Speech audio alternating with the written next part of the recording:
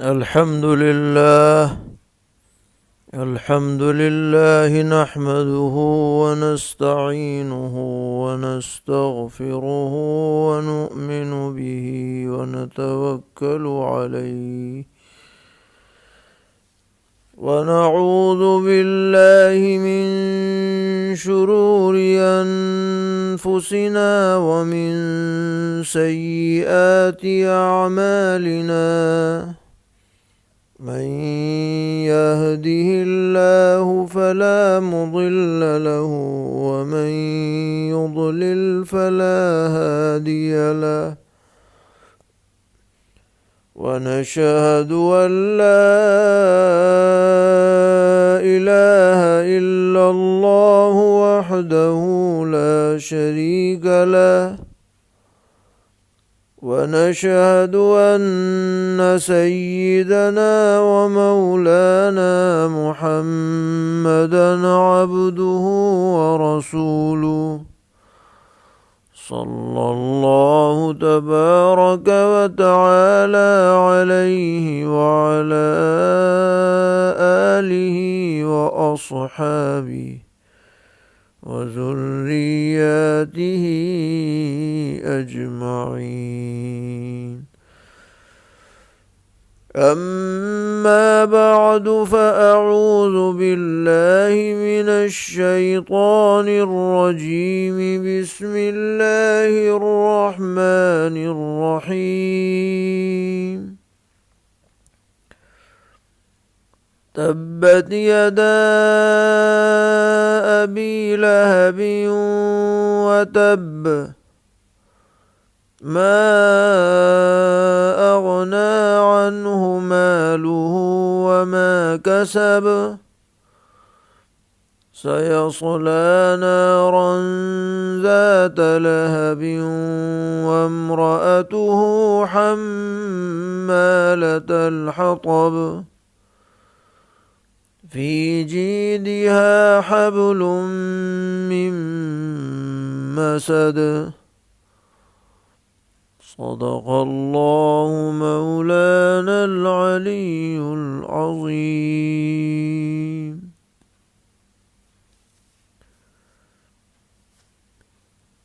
یہ سورہ لہب ہے جو مکہ معظمہ میں نازل ہوئی اور 5 آیتوں پر مشتمل ہے.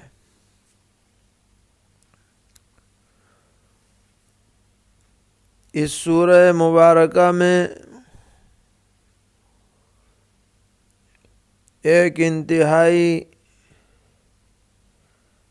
ضدی اور معاند دشمن اسلام ابو لہب اور اس کی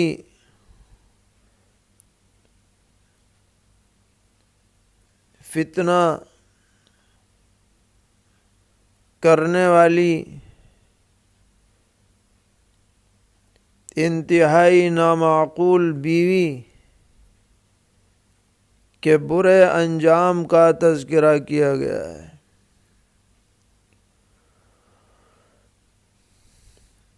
اور اس تذکرے سے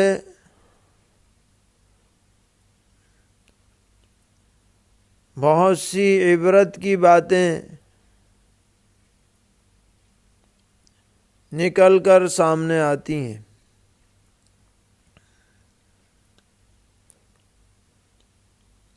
جس کا پس منظر یہ ہے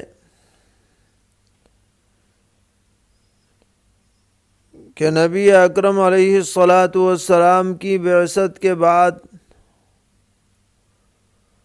اللہ تبارک و تعالی نے آپ کو حکم دیا کہ آپ سب سے پہلے اپنے قریبی رشتہ داروں کو دین کی دعوت پیش کریں اور آخرت کے عذاب سے ڈرائیں. چنانچہ آیت نازل ہوئی وَأَنذِرْ عَشِيرَتَكَ الْأَقْرَبِينَ، اور آپ ڈر سنائیے اپنے قریبی رشتہ داروں کو. قبیلے والوں کو۔ چنانچہ آپ نے اس کا یہ طریقہ اختیار فرمایا کہ آپ صفا پہاڑی پر تشریف لے گئے اور وہاں جا کر آپ نے نام بنام قبیلے والوں کو بلانا شروع کیا، اور اس زمانے میں کسی اہم بات کی طرف لوگوں کو متوجہ کرنے کے لیے یہی صورت اپنائی جاتی تھی۔ چنانچہ آپ کی بات سن کر لوگ نیچے اکٹھے ہو گئے۔ جب سب جمع ہو گئے تو آپ نے ان سے پوچھا کہ میں اوپر ہوں اور تم لوگ نیچے ہو، اگر میں تمہیں یہ خبر دوں کہ اس پہاڑی کے پیچھے ایک دشمن ہے اور وہ تم پر حملہ کرنے کے لیے پر تول رہا ہے، صبح شام میں تم پر حملہ کر دے گا، تو بالفرض اگر میں یہ خبر دوں تو بتاؤ تم میری بات پر یقین کرو گے یا نہیں کرو گے؟ تو سب لوگوں نے بیک آواز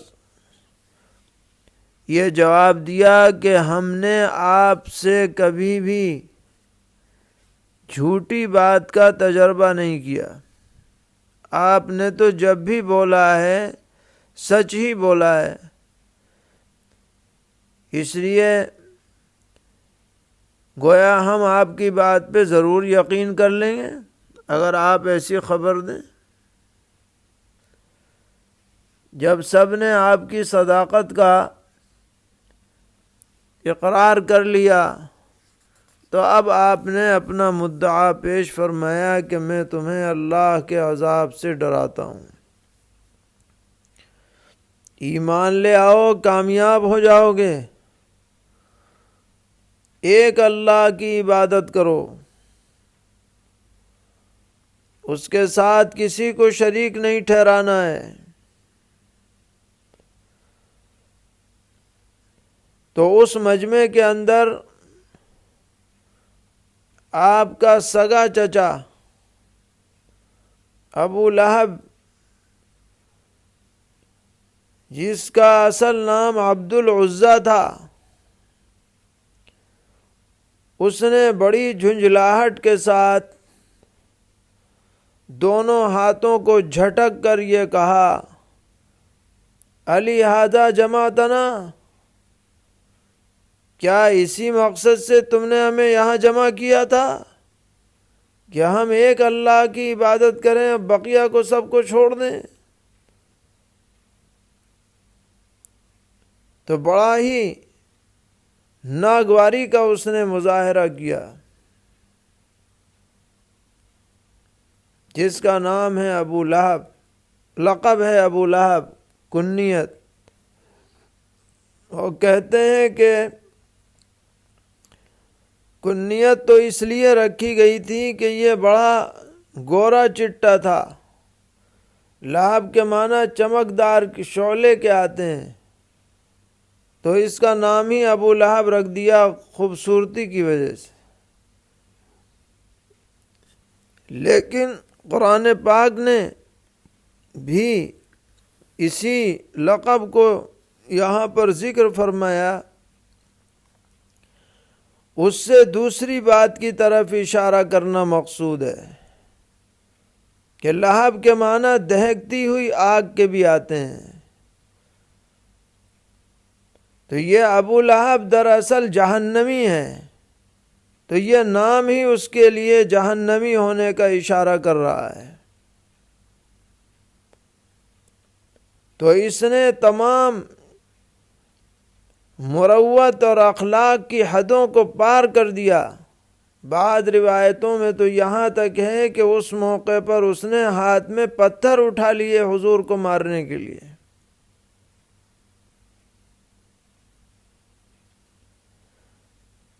تو یہ انتہائی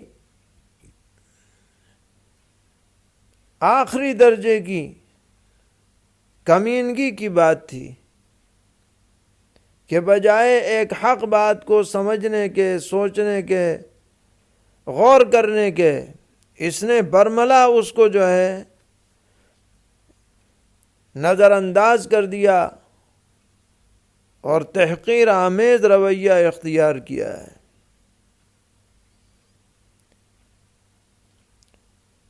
اور بعض حضرات مفسرین فرماتے ہیں کہ یہ اپنی مجلسوں میں کہتا تھا کہ محمد صلی اللہ تعالی علیہ وسلم تمہیں امیدیں دلاتے ہیں، مرنے کے بعد یہ ملے گا، مرنے کے بعد وہ ملے گا، اور پھر لوگوں کے سامنے اپنے ہاتھ دیکھتا تھا سامنے کر کے، جیسے نجومی اور رمل اور جفر والے لوگ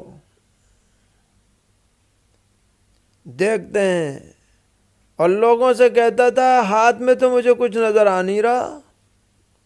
گویا مقصود یہ تھا کہ حضور غلط کہہ رہے ہیں۔ تو یہ اس کی حرکتیں تھیں، اور اس کے پاس مال و دولت بھی خوب تھا، اور اس کی اولادیں بھی تھیں۔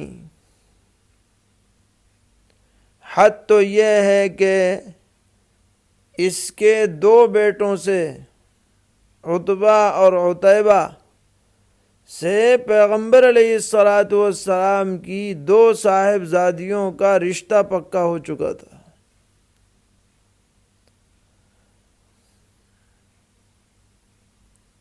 اور شادی طے تھی، لیکن جب آپ نے اسلام کی دعوت پیش فرمائی تو اس ملعون نے اپنے بیٹوں سے کہا کہ یہ رشتہ تمہیں ختم کرنا پڑے گا، ورنہ میرا تم سے کوئی تعلق نہیں۔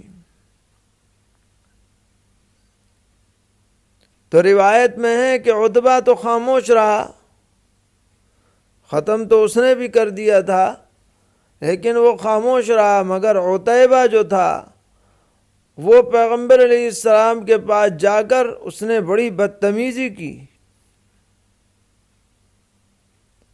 رشتہ بھی توڑا اور بدتمیزی بھی کی۔ تو نبی اکرم علیہ السلام کو شدید صدمہ ہوا اس کی اس حرکت پر، اور آپ نے اس پر بددعا فرمائی کہ الہ العالمین اس پر اپنے کتوں میں سے کوئی کتا مسلط فرما دے۔ چنانچہ یہ بددعا اس طرح پوری ہوئی کہ یہ لوگ تجارتی سفر پر جایا کرتے تھے، تو عتیبہ بھی تھا قافلے میں۔ ایک جگہ پر رات میں پڑاؤ کیا گیا تو وہاں کے لوگوں نے بتایا کہ یہ شیروں کا علاقہ ہے، احتیاط سے رہو۔ تو اسے یاد آیا کہ حضور نے میرے لیے بددعا کر رکھی ہے۔ تو لوگوں نے اس کا بستر اور پڑاؤ سارے قافلے میں درمیان میں رکھا تاکہ اگر شیر آ بھی جائے تو اس تک نہ پہنچ سکے۔ لیکن اللہ کا کرنا یہ ہوا کہ رات میں شیر آیا اور وہ لوگوں کو سونگھتا رہا اور کسی کو کچھ نہیں کہا، اس عتیبہ کے پاس جا کر اس کو پھاڑ کھایا اور یہ جہنم رسید ہو گیا ہے۔ تو ابو لہب کو اپنے مال پر بھی بڑا غرور تھا اور اپنی اولادوں پر بھی بڑا غرور تھا۔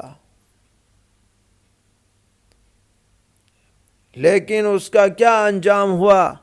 دنیا ہی میں وہ دنیا میں لوگوں نے دیکھ لیا کہ غزوہ بدر کے بعد ایک ہی ہفتہ گزرا ہوگا کہ اسے کوئی زہریلا دانہ نکلا۔ بعض لوگ لکھتے ہیں کہ طاعون کی گلٹی نکلی،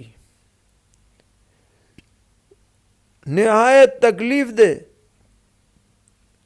اور گھر والوں نے اس خطرے سے کہ کہیں اوروں کو یہ مرض نہ لگ جائے اسے بالکل الگ تھلگ کر دیا، کوئی اس سے ملتا جلتا نہیں۔ اسی حالت میں یہ مر گیا ایڑیاں رگڑ رگڑ کر، تو کوئی اس کی لاش بھی اٹھانے کو تیار نہیں تھا۔ 3 دن ہو گئے، جب سڑنے لگ گئی تو غلاموں کو بلا کر کے کسی طرح اٹھوا کر کے اور گڑھا کھود کر کے پتھروں سے اسے ڈھک دیا گیا۔ تو جو بڑا بنا پھرتا تھا اور ہاتھوں کو جھٹکتا تھا اور شرارتیں کیا کرتا تھا، زہریلے تبصرے کرتا تھا، اللہ تعالیٰ نے دنیا میں بھی اس کو انتہائی ذلت کی موت سے دوچار کیا ہے۔ اس کے ہاتھ بھی برباد ہو گئے اور یہ خود بھی برباد ہو گیا۔ نہ مال اسے اس عذاب سے روک سکا، نہ اولاد تو خود ہی الگ ہو گئی۔ یہ تو اس ابو لہب کا انجام ہے۔ پھر فرمایا کہ اس کی جو بیوی ہے جس کو ام جمیلہ کہا جاتا تھا، اور یہ بہن ہے حضرت ابو سفیان کی،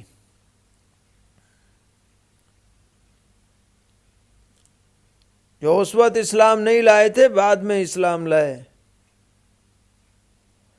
یہ انتہائی خبیثہ اور ملعونہ تھی۔ بعض روایتوں میں ہے کہ یہ پیغمبر علیہ السلام کے راستے میں کانٹے بچھایا کرتی تھی، جنگل سے گٹھر لا کر کے راستے میں ڈالتی تھی کانٹوں کے۔ جبکہ بعض حضرات مفسرین نے فرمایا کہ یہ چغل خور تھی، فتنہ پرور تھی، اور اپنے ضدی شوہر کا برائی میں ساتھ دینے والی تھی، اس کی فتنہ انگیزیوں کے اندر معاون بننے والی تھی۔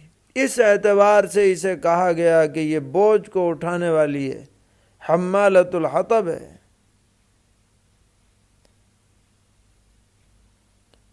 بعض حضرات نے لکھا ہے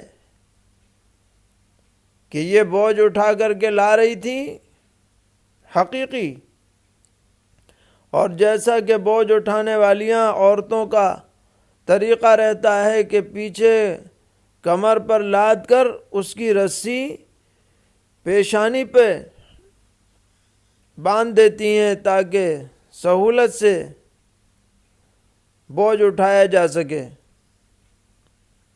آپ نے بھی دیکھا ہوگا گاؤں دیہات میں جو عورتیں ایندھن وغیرہ لاتی ہیں، وہ اس طرح بوجھ بنا کر کے اور اس کا رسی پیشانی پہ لگا دیتی ہیں۔ تو یہ ملعونہ ایسے ہی بوجھ لا رہی تھی، وہ رسی کھسک کر کے اس کے گردن میں پھنس گئی اور دم گھٹ گیا، اسی میں موت آ گئی۔ تو یہ انجام ہوا اس ملعونہ کا، جو اپنے بدترین شوہر کے ساتھ معاون بنی ہوئی تھی۔ دونوں کا تذکرہ ہے۔ اس سے ایک اہم بات یہ بھی معلوم ہوئی کہ اللہ تعالیٰ کے ہاں محض قرابت اور نسب کام آنے والا نہیں ہے، کہ بھئی اتنا قریبی آدمی ہے، چچا ہے، سگا چچا ہے، اور یہ محض نسبی قربت کی بنیاد پر نجات پا جائے، ایسا ہرگز نہیں۔ نجات تو اسی کو ملے گی جو کلمہ پڑھ لے، جو اچھے اعمال کرے، جو شریعت کے مطابق چلے، نجات تو اسی کو ملے گی، بھلے سے وہ قریب ہو یا قریب نہ ہو، بھلے سے وہ رشتہ دار ہو یا اجنبی ہو۔ اللہ تبارک و تعالیٰ کے ہاں ایمان و عمل کی قدر ہے۔ اسی لیے سرور عالم حضرت محمد مصطفیٰ صلی اللہ تعالی علیہ وسلم تمام اعزاء اور قریبی لوگوں کو نام بنام مخاطب کر کے ارشاد فرماتے تھے کہ انقذوا انفسکم من النار فإنی لا اغنی عنکم من اللہ شیئا۔ تم خود اپنے کو جہنم سے بچانے کا انتظام کرو ایمان لا کر۔ اگر ایمان نہیں لاؤ گے تو میں اللہ کے دربار میں تمہیں کچھ فائدہ نہیں پہنچا پاؤں گا۔ حدیث میں ہے کہ فعم وخص، پہلے آپ نے عمومی خطاب فرمایا قبائل کو، پھر آپ نے خصوصی خطاب فرمایا، حتیٰ کہ اپنی چہیتی صاحبزادی حضرت سیدہ فاطمہ رضی اللہ تعالی عنہا و ارضاہا، ان سے خطاب کر کے فرمایا کہ بیٹیا یہ مت سمجھنا کہ ہمارے ابا جان پیغمبر ہیں تو ہم نجات پا جائیں گے۔ انقذی نفسکی من النار، تم خود فکر کرو جہنم سے کیسے بچنا ہے۔ تو اس صورت سے ہمیں پیغام ملا کہ نسب کام جب ہی آئے گا جب کہ ایمان اور اعمال ساتھ ہوں۔ ایمان اور اعمال ساتھ نہیں ہیں تو نسب کچھ نہیں کرنے والا ہے۔